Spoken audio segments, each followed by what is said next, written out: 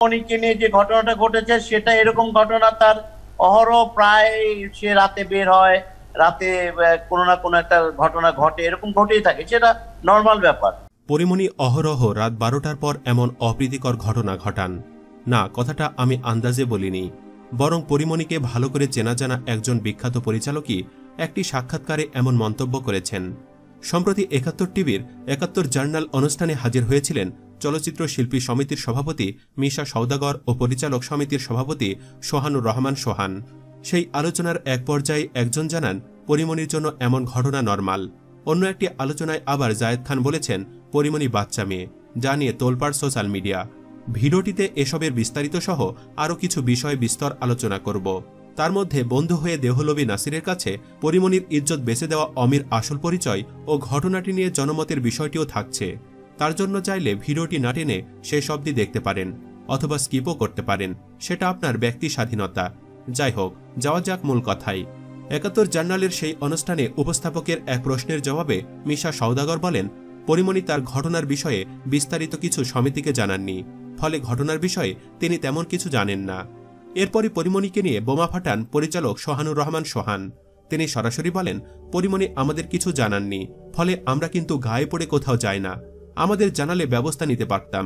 তিনি পরিমণির ঘটনা নিয়ে বলেন পরিমণি অহরহ রাত 12টার পর বের হন। এমন অপ্রীতিকর ঘটনা তিনি মাঝে মাঝেই ঘটান। পরিমণির জন্য এটা নরমাল বিষয়।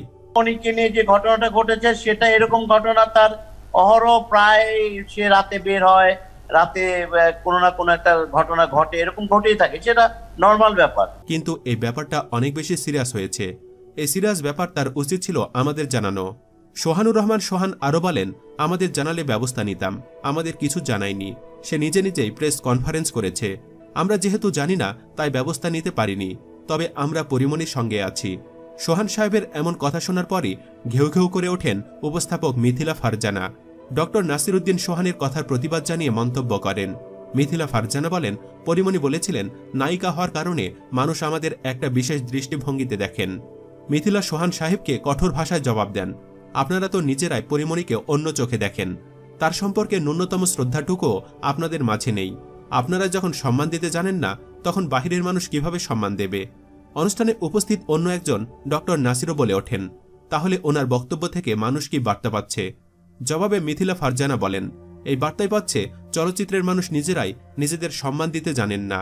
অনুষ্ঠানটি বেশ অনেক মানুষই দেখছিলেন, তাদের সকলেই প্রায় সোহান সাহেবের সাথে সহমত পোষণ করেছেন, নানান জোরে নানান মন্তব্য করেছেন ও সোহান সাহেবের অভিযোগের সত্যতা প্রমাণের চেষ্টাও করেছেন।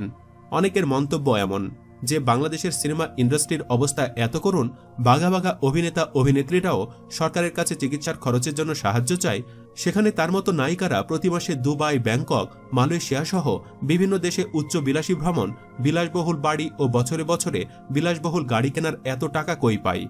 সমালোচকদের চাওয়া পরীর প্রতিটি সম্পদের ও আয়ের উৎস যাতে প্রকাশ করা হয়, তাহলে থলের বিড়াল বের হয়ে আসবে। ৭১-এর এই বিশেষ অনুষ্ঠানের পর মুখ খুলেছেন শিল্পী সমিতির সাধারণ সম্পাদক জায়েদ খান। অন্য একটি সাক্ষাৎকারে বলেন আমরা শিল্পী সমিতির পক্ষ থেকে ঢাকা মহানগর ডিবির উত্তর বিভাগের যুগ্ম কমিশনার হারুনুর রশিদ ভাইয়ের সঙ্গে বারবার যোগাযোগ করেছি। মামলাটি কিন্তু হয়েছে সাভারে, হারুন ভাইয়ের অধীনে না।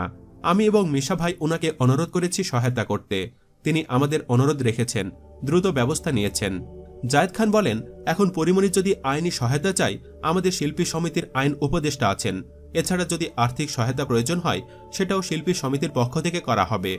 সহায়তা চেয়েও পাননি বলে পরিমণির অভিযোগের বিষয়ে জায়েদ খান বলেন ও বুঝতে পারেনি, বাচ্চা মানুষ তো একা কি করবে, সামলাতে পারেনি, এতে ওর দোষ ধরছি না। ও আমার কাছে এসেছিল, আমি বলেছিলাম তুমি শিল্পী সমিতির কাছে কি চাও? সে বলেছিল তোমরা আমাকে আইজিপির সঙ্গে দেখা করিয়ে দাও, এটা শিল্পী সমিতির কাছে আমার চাওয়া। তিনি বলেন ও 10 তারিখ রাতে এসেছিল, আমি বললাম 11-12 তারিখ গেলে আমরা একটা চিঠি লিখব, তুমিও একটা চিঠি দিও। আমি টিভিতে দেখলাম আইজিপি মহোদয় রাজশাহীতে আছেন, আমি বললাম উনি রাজশাহীতে আছেন, ঢাকায় ফিরলে যোগাযোগ করব। এরপর হয়তো ও ভুল বুঝেছে, ভেবেছে জায়েদ খান তাকে ঘোরাচ্ছে। যাই হোক, ও বাচ্চা মানুষ, আমার হাত ধরেই তো সিনেমা এসেছে, ওর প্রথম নায়কই তো আমি। ও ভুল বুঝেছে, তারপরেও আমরা ওর সঙ্গে আছি। সে হয়তো আবেগে কষ্টে অনেক কিছু বলেছে, আমরা কোনোভাবেই ওর পাশ থেকে সরে যাইনি। জায়েদ খান বলেন সাংবাদিক সম্মেলনের আগেও ফোন করে জিজ্ঞাসা করেছিলাম যেতে হবে কিনা, ও বলেছে যেতে হবে না, ওর চাওয়া ছিল একটাই আইজিপি মহোদয়ের সঙ্গে দেখা করা, কিন্তু আইজিপির সঙ্গে তো চাইলেই দেখা করা যায় না, একটা প্রোটোকলের ব্যাপার আছে। সে এখনও শিল্পী সমিতিকে লিখিত কিছু দেয়নি উল্লেখ করে জায়েদ খান বলেন, আসলে লিখিত বড় কথা না, শিল্পী বিপদে পড়েছে, শিল্পী সমিতি তার পাশে থাকবে। তিনি বলেন, যেহেতু মামলা হয়ে গেছে এবং আসামি গ্রেপ্তার হয়েছে, এখন তো আর আন্দোলন সংগ্রামের কিছু নেই, আন্দোলনে আর কিছু হবে না, আইন নিজের গতিতে চলবে, আমরা আইনের প্রতি শ্রদ্ধাশীল। বাবা ছেলের বিরুদ্ধে সোনা চোরাচালান ও হুন্ডি ব্যবসার অভিযোগও আছে। একসময় আমি ঢাকা মহানগর যুবদল উত্তরের যুগ্ম সাধারণ সম্পাদক ছিলাম। তার বাবাও বিএনপির রাজনীতি করতেন। আওয়ামী লীগ ক্ষমতায় আসার পর তারা ভুল পাল্টে ফেলেন। অভিযোগ আছে মোটা অঙ্কের টাকার বিনিময়ে শাসক দলের নেতাদের ম্যানেজ করতেন তারা, এমনকি কতিপয় সাংবাদিককেও নিয়মিত অর্থ দিতেন। দক্ষিণ খানের আশকোনা ও টাঙ্গাইলের কটিয়ায় বিশাল অর্থের মালিক তারা। আশকোনায় 1.5 বিঘা জমির ওপর সিঙ্গাপুর ট্রেনিং সেন্টার নামে একটি প্রতিষ্ঠান গড়ে তোলেন। তাছাড়া আশকোনা হুদা মসজিদ রোডে 5 কাঠার ওপর 6ষ্ঠ তলার আলিশান বাড়ি, এ বাড়ির সংলগ্ন 5 কাঠা জমি, দক্ষিণ খানের দোবাইদ এলাকায় 1.5 বিঘার ওপর সিঙ্গাপুর নামে আরেকটি ট্রেনিং সেন্টার, উত্তর খানের হেলান মার্কেট সংলগ্ন বিশাল গেস্ট হাউস, টাঙ্গাইলের কটিয়ার বাইপাসে বিশাল অট্টালিকা, রেস্টুরেন্ট, মসজিদ, মাদ্রাসা ও হাসপাতাল এবং ঢাকার উত্তরা 4 নম্বর সেক্টরে 2টি আলিশান ফ্ল্যাট রয়েছে। আশকোনা এলাকার কয়েকজন বাসিন্দা বলেন, অমি ও তার বাবা মিলে এলাকায় ত্রাসের রাজত্ব কায়েম করে চলেছেন। সিঙ্গাপুর ট্রেনিং সেন্টারের আড়ালে তারা মানব পাচার করেন। তিনি জানান, স্থানীয় আওয়ামী লীগ নেতা ও কতিপয় সাংবাদিকদের ম্যানেজ করতেন নিয়মিত। অমি বেশিরভাগ সময় সিঙ্গাপুর, দুবাই ও লন্ডনে আসা যাওয়া করতেন। এমনকি লন্ডনে বিএনপির ভারপ্রাপ্ত চেয়ারম্যান তারেক রহমানের সঙ্গে দেখা করতেন বলে এলাকায় প্রচার আছে। অমি এসএসসির গণ্ডিও পেরোতে পারেননি। একসময় তার বাবার কিছুই ছিল না, সিঙ্গাপুরে 7,000 টাকা বেতনে চাকরি করতেন, অথচ তিনি এখন কয়েক হাজার কোটি টাকার মালিক। অভিযোগের বিষয় নিয়ে জানতে চাইলে অমির বাবা তোফাজ্জল হোসেনের মোবাইল ফোনে একাধিকবার কল করা হলেও তিনি সাড়া দেননি। এদিকে পরিমণি সম্পর্কে সোশ্যাল মিডিয়া এখনও সয়লাব। নানান জনে নানান মন্তব্যে তাকে ধিক্কার জানাচ্ছে। এই যেমন একজন বলছে, ঝুঁকিপূর্ণ পাহাড়ের চূড়ায় উঠে কেউ যদি পড়ে গিয়ে আহত হয় তখন তিরস্কার যেমন তার প্রাপ্য, তেমনি মধ্যরাত্রিতে কোনো নারীর মদ জোয়ার আসরে যাওয়াটাও মারাত্মক ঝুঁকিপূর্ণ। গিয়ে যদি সম্মানহানি হয় তাতেও সেই নারী মানুষের কাছ থেকে তিরস্কারই পাবে, কেউ বাহবা দিবে না। এমন অবস্থায় যারা তিরস্কার করবে তাদেরকে খুব বেশি দোষ দেওয়া যায় কি? মদ জোয়ার আসরে কি ভালো মানুষ যায়? সমাজের নষ্ট বদমাশ লুচ্চা লাফাঙ্গারাই মদ জোয়ার আসর ক্লাবে যায়। তাদের সাথে তাদের কাছে যাওয়া কোনো নারীর পক্ষে কি সম্ভব? নিজেকে সুরক্ষিত রাখার, নারীর স্বাধীনতা, সমান অধিকার, নারী অধিকার নিয়ে যারা আজ পরিমণির জন্য মায়াকান্না করছে, সুযোগ পেলে ক্লাবে কিংবা বারে এরাও পরিমণির ওপর চড়াও হতে পিছুপা হবে না। এছাড়া অনেকে বলছে, মধ্যরাতে নামি দামি হোটেলে গিয়ে উলঙ্গ হয়ে নাচবা, 2 দিন পর পর ডিভোর্স দিবা, জামাই বদলাইবা, জামাকাপড় তো অর্ধেকও নেই, উলঙ্গ ফটো মিডিয়াতে দিবা, নিজেরে ন্যাংটা নায়িকা বানাইছো, আর মনে মনে ভাবো তোমারে মানুষ পূজা করব। এটা ভাবা বাদ দাও। তোমার সাথে অন্যায় হয়ে থাকলে সঠিক বিচার হোক, এটা আমরাও চাই, তবে নিজেকে শুধরে নাও।